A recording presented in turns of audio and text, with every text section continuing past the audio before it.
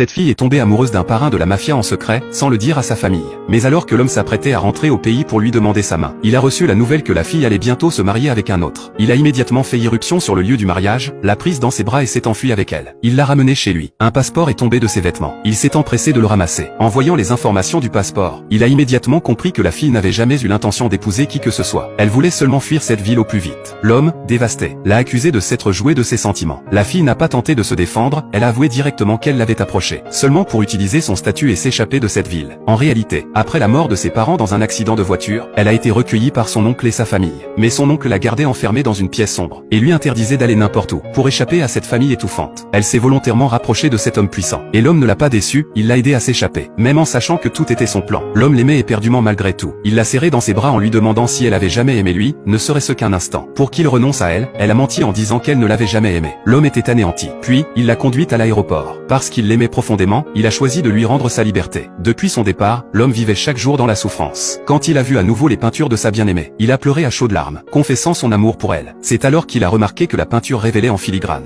toutes les blessures que la jeune femme avait subies. Cela a amplifié sa douleur, il regrettait de ne pas l'avoir sauvée plus tôt. Son frère lui a suggéré d'aller la chercher, mais il a refusé, car lorsqu'elle est partie, elle n'a même pas laissé un seul moyen de la contacter. Alors qu'il était plongé dans le désespoir, la meilleure amie de la fille est venue le voir. Elle lui a demandé de remettre un cadeau à la jeune femme. Il lui a dit que la fille l'avait quitté. L'ami de la